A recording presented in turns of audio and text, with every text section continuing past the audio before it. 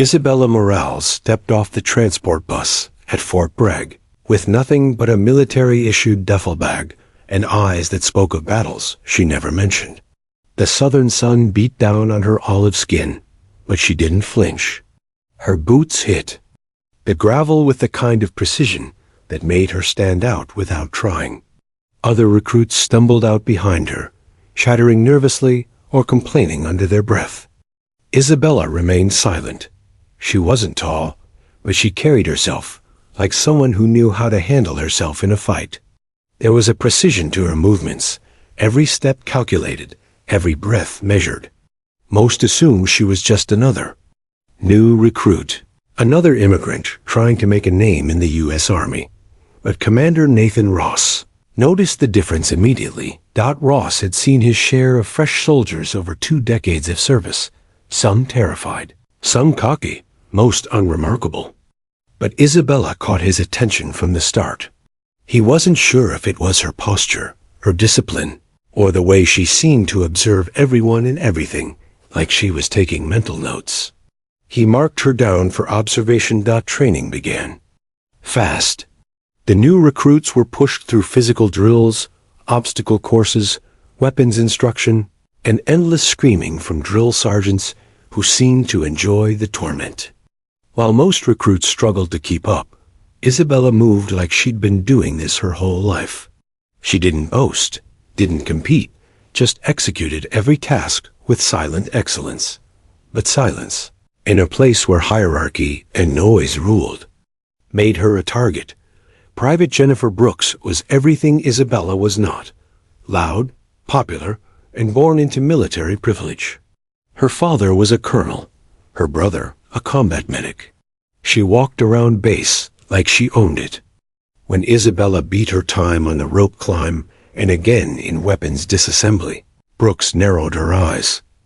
"Who does she think she is?" Brooks hissed to her group. "Doesn't even talk, just stares like she's better than us."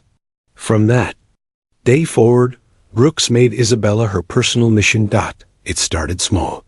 Isabella's laundry went missing. Her bunk was mysteriously flipped during inspection. Whispered jokes about her accent, her silence, her past. Isabella said nothing. She just endured. At night, she wrote in a small notebook, always in code. She kept it tucked beneath her mattress. No one saw it, but her Ross watched the dynamics unfold. He'd seen bullying before it happened, often in training. But something about the way Isabella didn't react disturbed him more than the bullying itself. Most victims fought back or broke down. Isabella? She simply endured without flinching, as if she'd faced worse. During firearm drills, Ross stepped beside her as she dismantled and reassembled an M4 in record time. "Where'd you learn that?" he asked casually. Isabella didn't look up. "Manual, sir." Ross raised a brow. "You read fast." "I remember fast," she replied, locking the final pin with a crisp snap. Her tone was respectful, but something in her eyes made Ross pause. That wasn't the look of a scared recruit. That was the look of a survivor. He made a note in his file. Weeks passed, and tensions built. Isabella remained top of the class in almost every physical test. Brooks, now desperate to break her, grew more aggressive. She began inciting others to join her, mocking Isabella openly, pushing her during drills, even pouring water in her boots one morning. Still, Isabella said nothing. One night, in a mess hall, Brooks loudly declared, "I bet she ain't even legal. Probably snuck in through a desert and joined the army to cover it up." A few laughs followed. Most were nervous. Isabella simply looked at her. One long, unreadable glance that chilled even Brooks for a moment.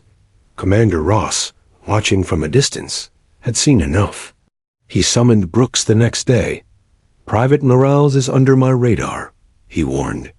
"Any more complaints involving you, and you'll answer to me directly. Understood?"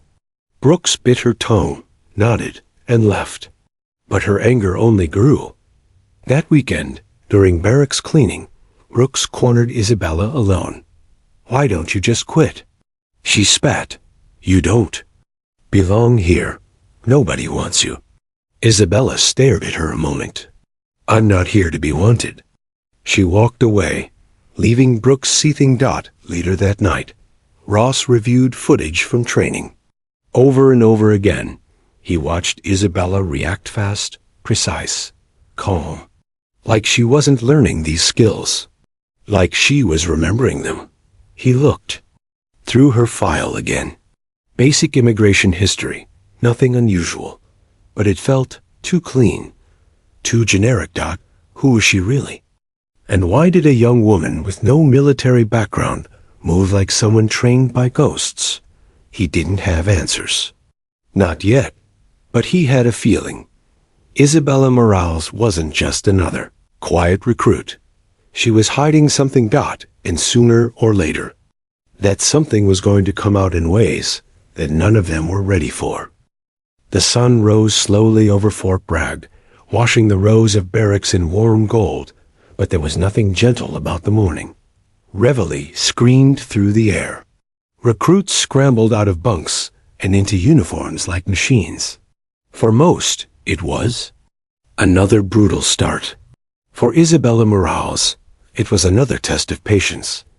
She made her bed with perfect creases, tied her boots with swift efficiency, and stood by the door before the others had even rubbed the sleep from their eyes. It wasn't pride. It was habit, the kind formed in places where mistakes cost lives. Brooks saw it, and she hated it. "You think you're better than us?" Brooks muttered as she brushed past Isabella in the hallway. Isabella didn't respond.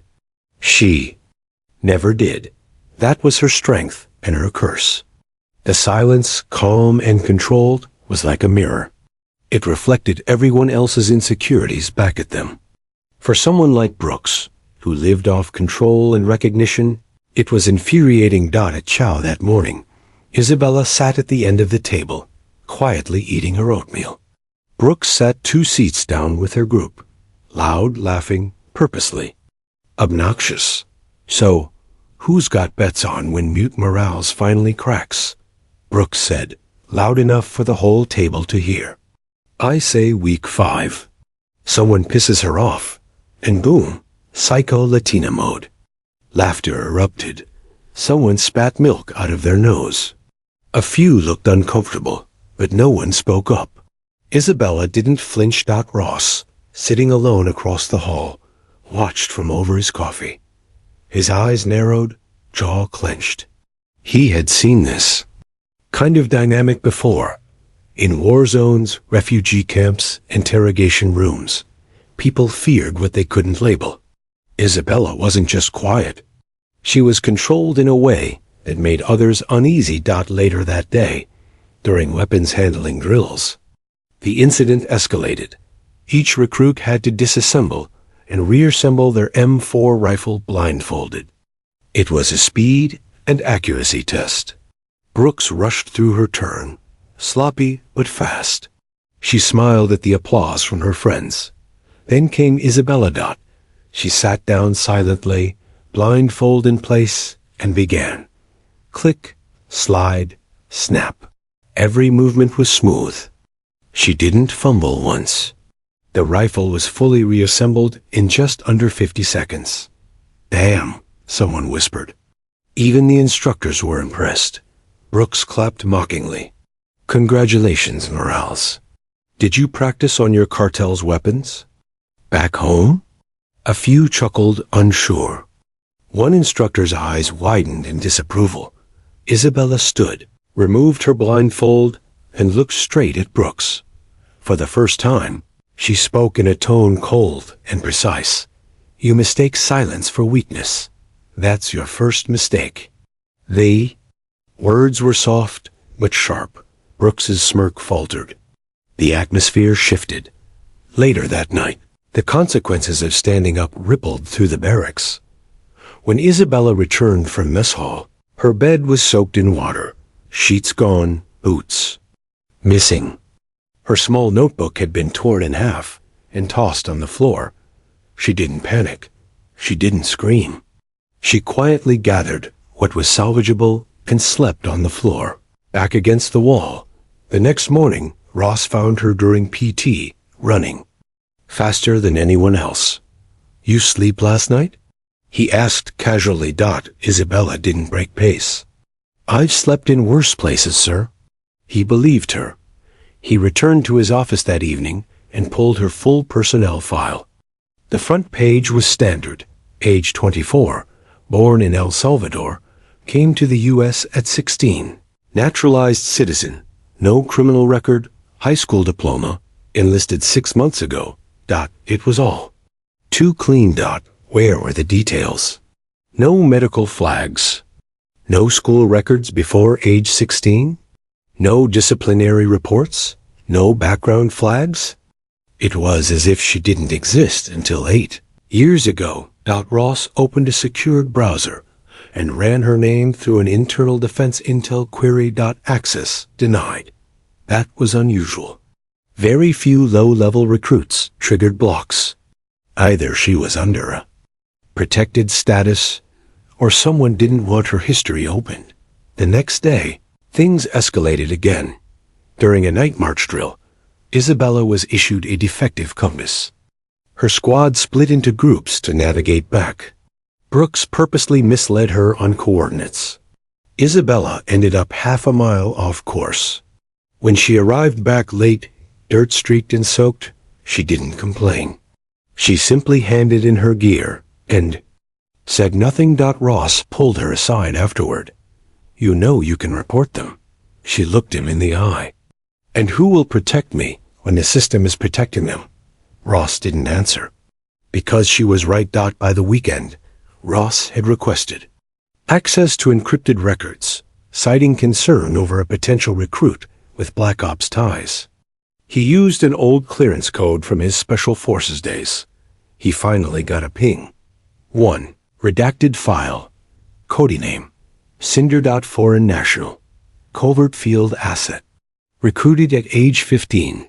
Trained in linguistics, weapons, surveillance. Status. Presumed KIA. In Kandahar, Afghanistan 2016. Ross froze. Cinder. He remembered that mission. The whole unit had vanished under mysterious circumstances. Their names erased, their bodies never recovered. The story was buried. But if Isabella Morales was Cinder, then she wasn't supposed to be alive, and someone had gone to great lengths to keep it that way. The week began with tension fit as smoke. Recruits buzzed with whispers. Isabella had become a name everyone knew, not because she spoke, but because of how others couldn't stop talking about her. The bullying continued, but quieter now, more calculated. Brooks had realized brute force wouldn't break Isabella, so she resorted to sabotage. The latest rumor circulating was that Isabella was hiding contraband, possibly something illegal, maybe even foreign intel. Brooks had planted the seed during a squad meeting, raising a fake concern about a missing field map and suggesting Morales always carried something strange in her duffel. A few nods were all it took to escalate the lie. During morning drills, Commander Ross was approached by Sergeant Rayner. "Sir," Rayner said, voice hesitant, "we've received a formal accusation from a member of Alpha Squad. Says Private Morales is concealing unauthorized material." Ross's jaw tightened. He had no doubt who had filed it. What kind of material? They're claiming maps. Maybe even classified ones. Ross stared into the distance. He hated this. Hated that military protocol gave even liars a platform, when cloaked in chain of command. Still, rules were rules. Inspection? Rayner asked. Ross paused. Then, against his better judgment, nodded. Full field check. But I want it done in public. If we're going to clear her name, we'll do it where everyone can see it. Rayner raised a brow. Sir? That might embarrass her, or shut this down for good. The order was given. At precisely 15:30 hours, the Alpha Squad was assembled. In formation on the training field. Other squads were nearby, completing drills.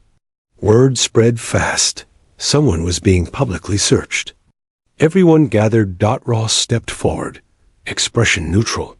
"Private Isabella Morales," he said, his voice commanding. "Step forward." She did, calm as ever, boots hitting the earth with measured grace. "You've been accused of possessing unauthorized items. As per protocol, a gear inspection will be conducted immediately. You will lay out all personal belongings." There were murmurs. A few instructors looked uncomfortable. Isabella looked him straight in the eye. "Understood, sir." She began to remove her field pack, laying items on a mat: socks, meal bars, folded maps, a worn photo, some basic hygiene supplies. Everything was standard. "Shirt too," Sergeant Rayner called, louder than necessary. "We need to verify. Nothing's concealed under uniform." A hush fell across the field. Ross opened his mouth to object, but stopped. He couldn't bend protocol, no. Not without drawing suspicion. Isabella didn't argue. She pulled off her jacket. Then her undershirt. Gasps rippled across the field. Her back, lean, scarred, muscular, revealed a tattoo stretching from the base of her neck to the small of her spine. It wasn't a decorative design. It was military, bold, black ink, depicting a phoenix with wings unfurled, tail feathers wrapped around an unfamiliar insignia, sharp-edged, foreign, deadly. In the center, barely noticeable unless you knew what to look for, a 3-digit alphanumeric code.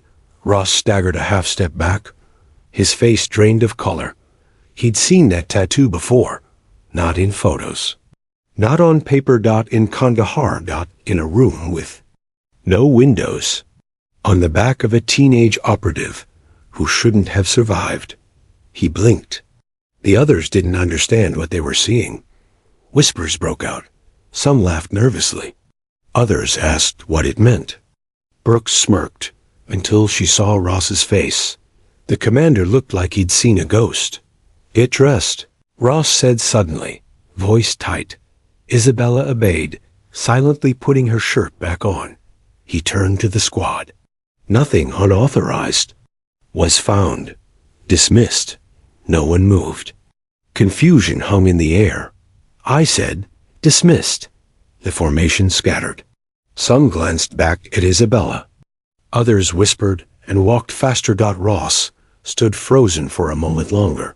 That insignia, it belonged to Unit 66X, an off-the-books field group made up of foreign-born teenagers, trained for covert missions too sensitive for official forces. The phoenix was a symbol of survival, of soldiers reborn through fire. Most of them had died. At least that's what he'd been told. And Cinder had been one of them. He returned to his office, heart pounding, pulled the redacted file again. Cody name. Cinder, underneath it now, in an updated log entry. Current location. Unknown. Ross whispered to himself. She's not supposed to be alive? He scrolled down. Cinder. Last known location. Kandahar, 2016. Status. Presumed dead. Exit strategy failed. Mission terminated. Back then, he hadn't questioned the report. Missions failed. Bodies burned. Files closed. But now, standing on his own training field, he had just seen the impossible. That tattoo wasn't inked for decoration. It was earned. And if Cinder, no, Isabella Morales, was alive and walking freely in Fort Bragg under a different name, then someone had lied. Someone had buried her past. And worst of all, someone might still want her dead. Commander Nathan Ross sat alone in his office, the light from his monitor casting a pale glow on his hardened face. His eyes locked on the image of that unmistakable tattoo, the phoenix, the jagged insignia, the embedded code. Every detail screamed one thing: call on Cinder. She was alive. A soldier, who was never meant to be seen again, was walking around his base under a new name, and had just been humiliated in front of a squad of recruits. Ross's chest tightened with guilt. Remembered the mission. Kandahar. Operation Raven Dust. An unofficial collaboration between Black Ops intelligence and covert field operatives recruited from war zones, teenagers, many without families, some barely speaking English. They were trained as ghosts, given identities, tools, languages, and targets. Cinder was the youngest of them, only 15 at the time. She'd shown unusual adaptability, tactical genius, cold focus. She could disappear in plain sight and reappear, where enemies bled. Everyone thought she was loyal to the U.S., but none of them were really official. Disposable assets. The mission went sideways. The intel was bad. The target vanished. A convoy exploded. Ross, stationed as a shadow liaison, was told all operatives were killed in the blast. Bodies were beyond identification. Files were sealed. Unit 66X was wiped from existence. Now, almost a decade later, she had returned, not as a spy, not as a fugitive, but as a silent recruit in the army. Ross knew what this meant. If she had survived and was hiding under a new name, she wasn't just a soldier. She was a liability to someone powerful. He shut the laptop and left his office in silence. That night, Isabella sat in her bunk, her notebook open in her lap. She wasn't writing in it, just staring. Every page had lines of numbers, letters, and names, most of them crossed out. She was alone in the dark. Everyone had kept their distance since the tattoo incident. Even Brooks hadn't spoken to her. Footsteps approached. She tensed, ready, until the door opened and Ross stepped inside. "Walk with me," he said, voice calm. They moved quietly down the corridor and out toward the empty training field. "Under a silver moon. I saw that symbol once," Ross said. "Kandahar. A mission gone wrong. A unit that vanished." Isabella didn't reply. He looked over at her. "You were there, weren't you?" Still silence. "You're Cinder." Her eyes flickered. She didn't confirm it, but she didn't deny it. "They said you died," Ross said softly. "They said none of you made it out." "They lied," she replied finally, voice flat. "They always lie."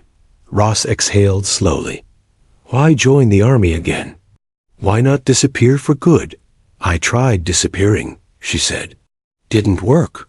Then what do you want?" She stopped walking, to finish what they started. "They turned us into shadows. Disposable. They used us, abandoned us. My unit didn't just die. We were sacrificed. The convoy was a setup. We were burned to protect someone's secrets." Ross stared at her, heart pounding. "You're telling me it was deliberate?" "I'm telling you they knew it was a trap. And they sent us anyway." Silence stretched between them. "You want revenge?" Ross asked. Isabella shook her head. "I want the truth.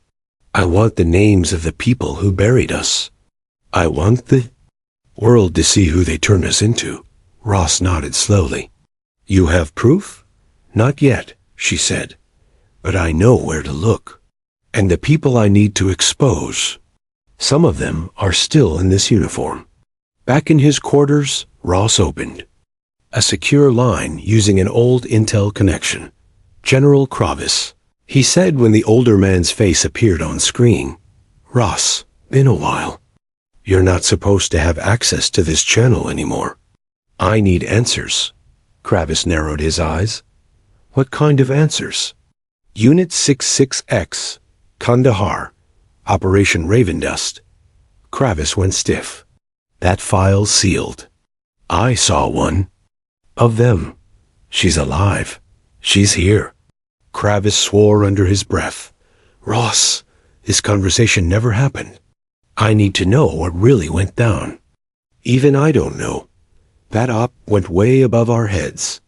Someone in State Department pulled the plug, then scrubbed everything. Ghost protocol." Ross leaned in. "Why?" "She must have seen something," Kravis said. Something she wasn't supposed to. They weren't meant to survive. The screen went black. Ross sat back, fists clenched.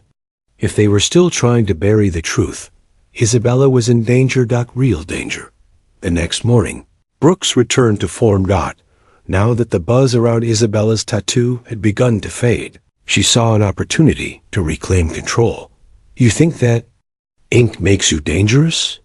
Brooks said during a training break. All it says is you used to belong to someone. Doesn't mean you're special now. Isabella didn't react. Ross arrived, and Brooks snapped to attention. But Ross wasn't looking at her.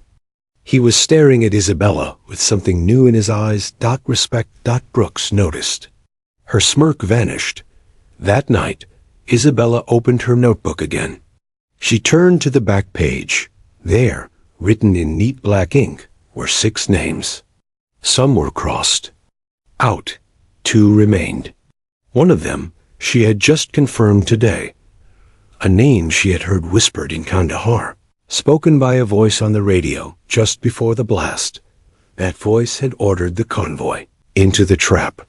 She now had a face to go with it.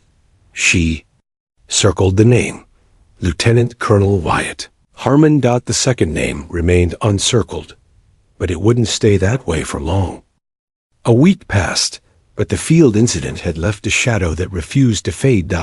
Isabella remained mostly silent, carrying out her duties with flawless precision. Recruits kept their distance, not out of fear, but confusion. Some admired her. Others avoided her like she was cursed. Brooks grew quieter, not humbled, but watchful. She knew something was different now. Commander Ross no longer treated Isabella as a low-ranking soldier. There was something in the way he looked at her, cautious, protective, curious. Something was going on behind the scenes, and Brooks intended to find out what. In his office, Ross stared at a sealed folder on his desk, a physical printout of what little he had scraped together from encrypted channels. The file was labeled simply, Cinder, Classified Operative, Status, Buried. There was barely a paragraph of information. The rest was redacted with thick black lines, but the metadata told him enough. Whoever had written the original report had access to joint military intelligence clearance. Someone high up, someone with power to erase lives. And someone had not only authorized the fake death certificate for Cinder, but had also requested a termination directive, a loose end clause. That clause was still active. Isabella Morales, or Cinder, wasn't just forgotten. She was being hunted. Ross picked up his phone and dialed an old number. Jocks, he said when the line clicked. A gruff voice responded. Ross, damn, you still alive? Barely. I need you to run a name through civilian deep search. Wyatt Harmon. There was a pause. What are we looking at? Just tell me if he ever had ties to military intelligence. 2016, overseas assignments? Jocks whistled. You're playing with fire. Just tell me, Ross said. All right. Give me 12 hours. Ross hung up and exhaled. He stared out the window, watching Isabella jog with the unit across the distant field. The way she moved, steady, focused, it reminded him of operatives he'd once led into fire. She wasn't built for basic training. She was built for survival. But now survival wasn't enough. Someone was coming for her. That night, Isabella received a note, slid under her door. No signature. Just typed words. You weren't the only survivor. Meet at Hangar 14. Midnight. She stared at it, fingers trembling slightly. The first sign of unease Ross had ever seen in her. She didn't know whether it was real or a trap. She tucked the note under her belt and slipped out at 11:52 p.m., moving like a shadow across the silent base. Hangar 14 was an old, decommissioned structure used for equipment storage. Lights flickered. The wind hissed through cracks in the siding. Isabella stepped inside slowly, eyes scanning corners, instinct on high alert. A figure stepped from the shadows. Male, early 30s. Civilian clothes, military boots. You're late, he said. Who are you? Isabella asked. I was Ashes. Unit 66X, Kandahar. His voice cracked. I thought you died. I thought everyone did. He nodded slowly. Some of us made it. Scattered, hiding. I stayed quiet for years. Why now? Because they're watching again. They know you're alive. You shook the system. Why the message? Ashes stepped closer, pulling out a flash drive. Proof. Operation Raven Dust. Audio logs. One of them recorded the call. Harmon gave the order to send us into the ambush. It was all politics. Disposable assets. They wanted leverage with a warlord and needed us to die quietly. Isabella took the drive. Her hand trembled. You still want revenge? Ashes asked. No, she whispered. I want the truth. Then I want justice. He nodded. You'll need help. I'll reach out when it's safe again. Then he turned and vanished into the shadows. By sunrise, Isabella slipped the drive to Ross without a word. He reviewed its contents in stunned silence. Audio files, transcripts, even an old video briefing, low quality, but enough to recognize. Voices. One, unmistakably, belonged to Lieutenant Colonel Wyatt Harmon. You are right, Ross said. They planned it.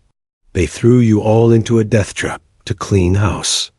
She nodded slowly. And I was supposed to die with them? Now what? We expose it, she said. You realize what that means? You won't just be discredited. They'll come after you. Again. I'm already marked, Isabella said. Might as well. Give them something worth chasing. Meanwhile, Brooks wasn't blind. She'd been watching Isabella meet Ross. She saw the flash drive exchange. She saw the way Ross looked at her now. Not like a recruit, but like someone important. A threat. She also saw Ross's phone, left briefly unattended during a meeting. She memorized the number he dialed. That night, using a contact from her father, she had it traced. And within hours, a silent alert triggered in a government building far from Fort Bragg. Cinder. Confirmed active. Clearance breach detected. A message was sent. Target has resurfaced. Initiate contingency protocol. Brooks had no idea what she'd just triggered, but someone in Washington now knew Cinder was alive and leaking information, and they weren't going to let her finish what she started. Back in her bunk, Isabella reopened her notebook. She added, a third circle, Wyatt Harmon, Ashes Survivor. Next move, public release. But before she could close the book, an explosion shattered the stillness of the night. Loud, violent, close. The window blew inward. Screams echoed outside. She jumped to her feet. Ross burst in seconds later, blood running down his temple. It was your room, he gasped. They rigged it. Her bunk, the one she'd used earlier that night, was now a pile of smoke. And flame. They're not waiting anymore, Ross said. They never were, Isabella replied. She picked up the flash drive, slipped it into her pocket. It's time the world hears everything. The blast had left more than just smoke. It left questions, chaos, and fear. Isabella stood in the wreckage of what had been her bunk just hours ago. If she hadn't gone to the hangar, she would have died. There was no denying it now. They were making moves to erase her. Again, Commander Ross paced beside her, clutching a blood-soaked towel to his temple. Sirens wailed across the base. MPs secured the perimeter. But Isabella knew they weren't looking for the bomber. They were making sure no one asked the wrong questions. Someone on this base helped them, she said. Ross nodded. They knew where to strike. That wasn't random. They're going to frame this, she added bitterly.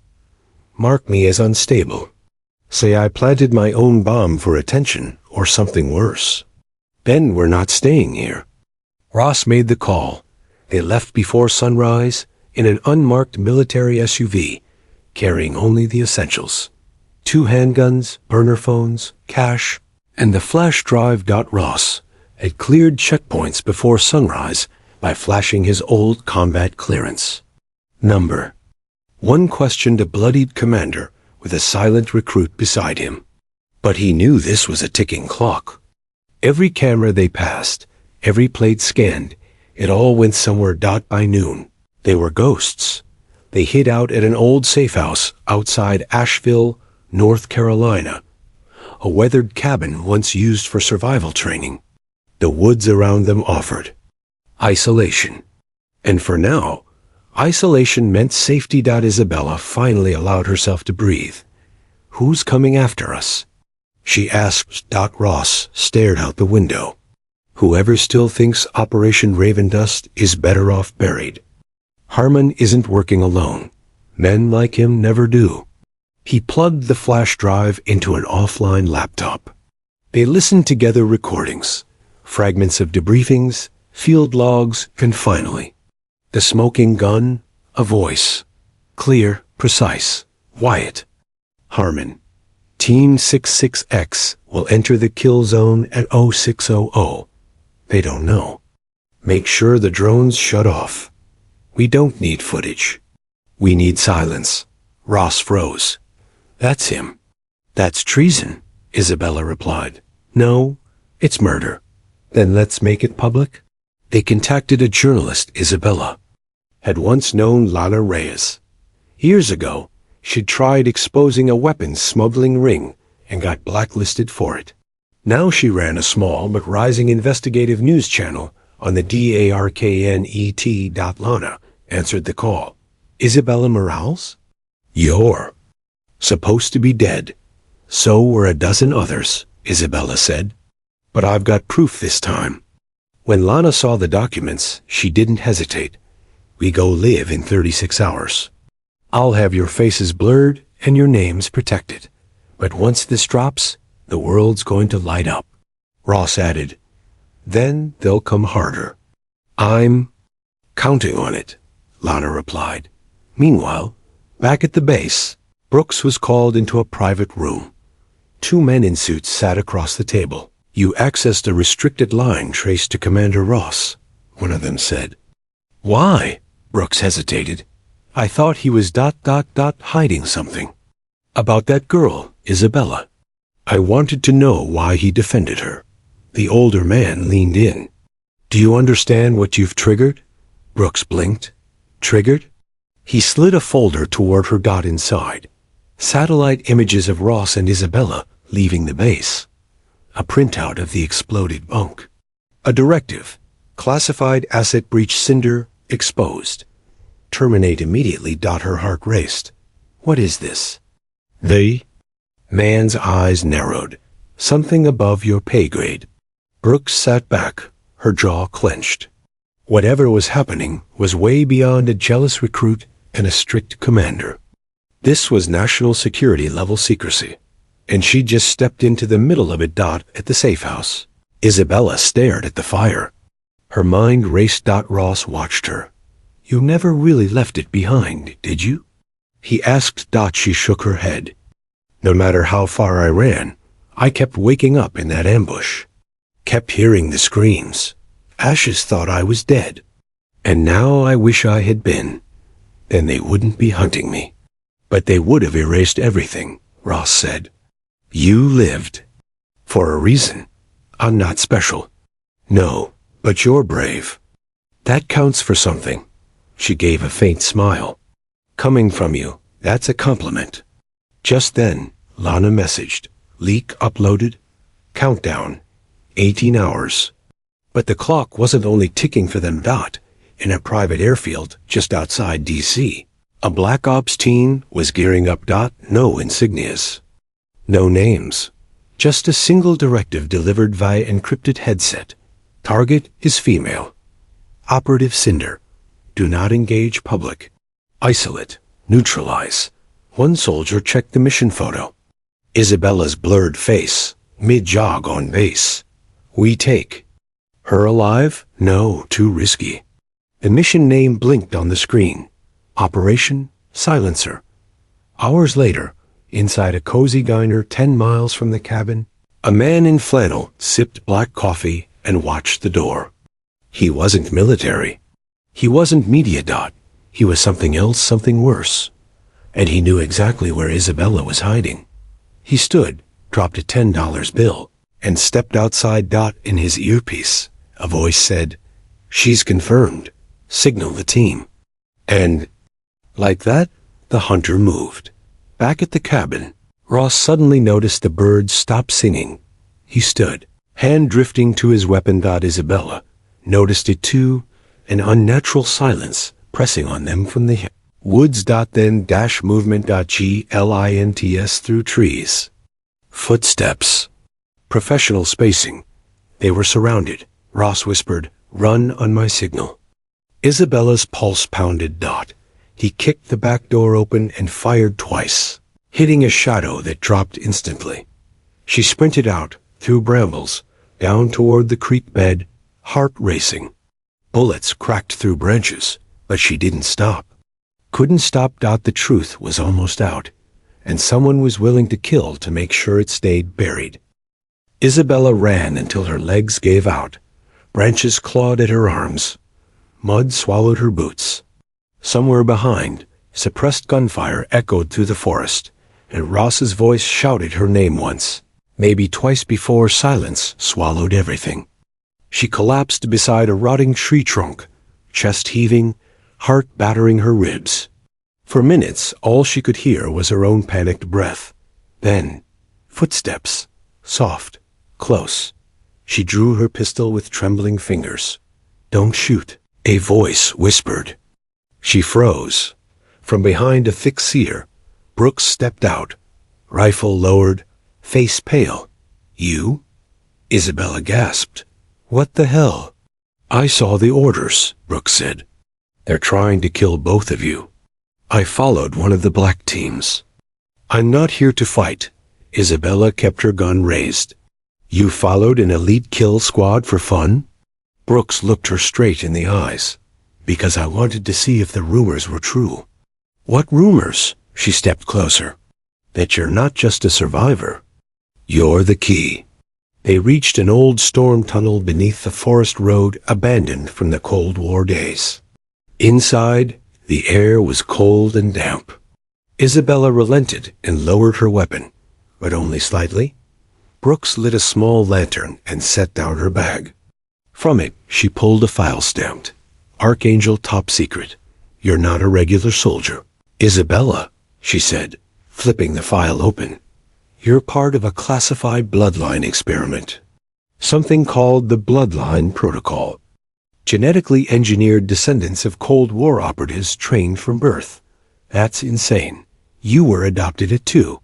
But you weren't lost, you were placed. A tattoo on your spine?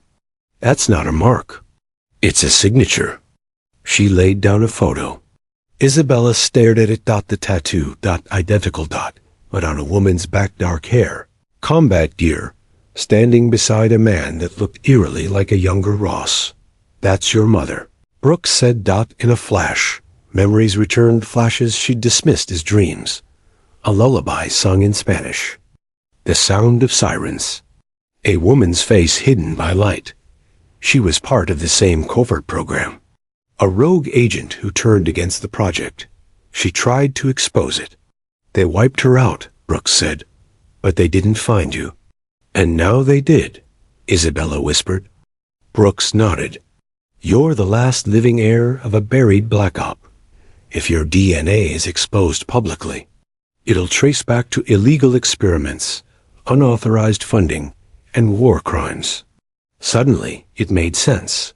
Why the tattoo triggered Ross. Why Harmon wanted her dead.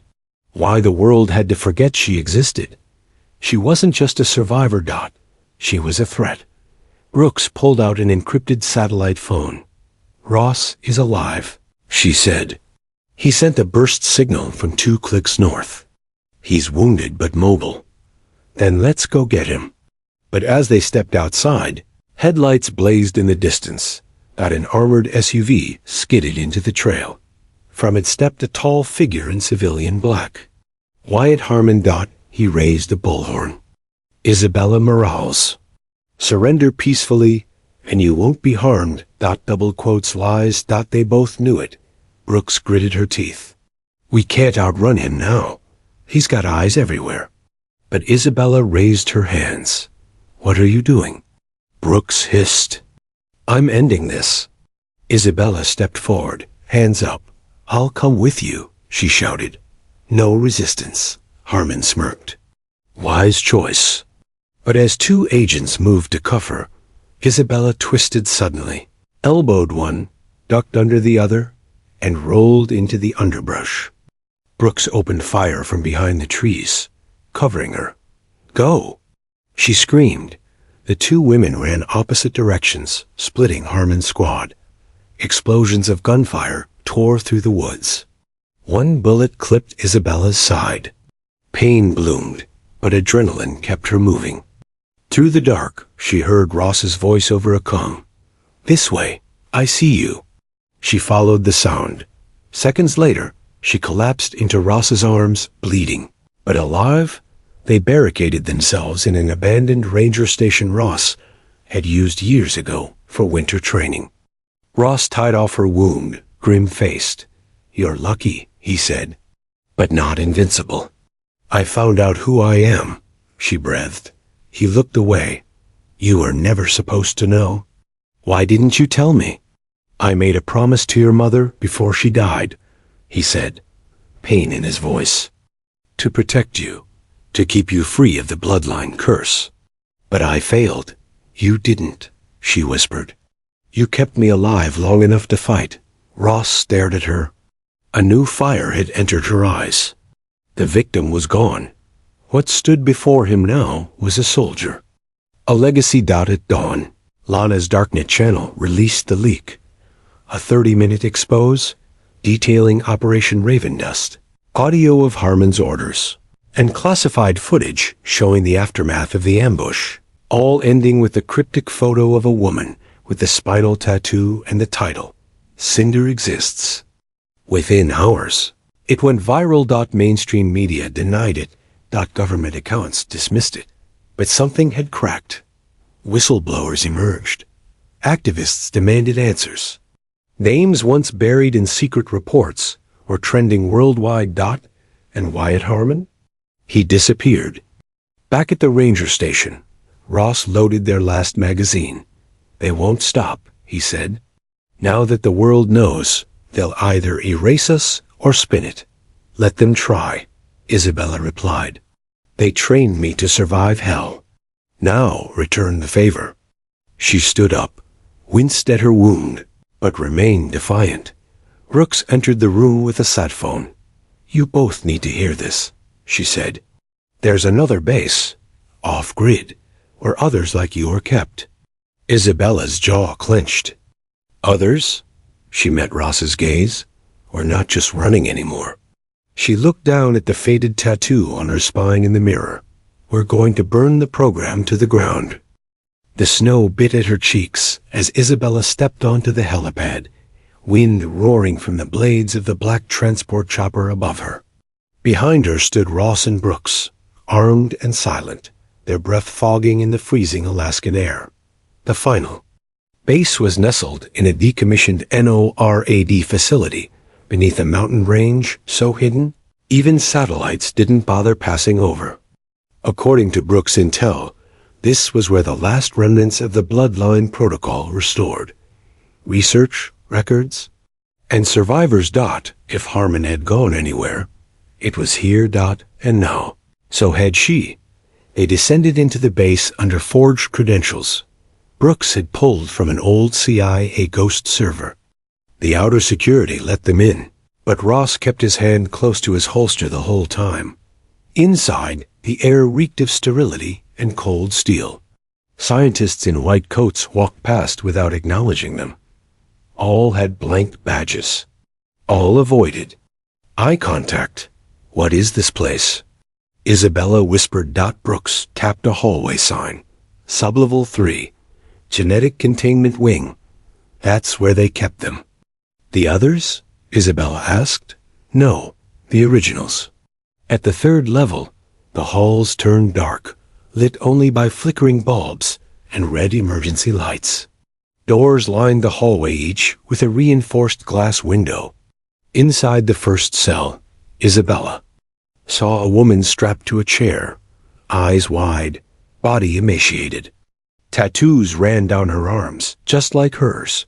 She gasped. Ross grabbed her arm. Stay focused. Another door. A man taller, older, his face hollow, muttering in code. A third, empty, except for dried blood. Brooks broke the silence.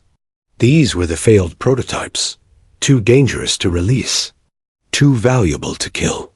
This is a tomb, Ross said. No. Isabella growled. It's a crime scene. They reached the main server room, a vault, lined with blinking machines. Brooks began hacking into the mainframe, hands moving rapidly. Then the lights cut out. A slow clap echoed from the shadows. From the dark, Wyatt Harmon emerged dressed in all black, no coat despite the cold.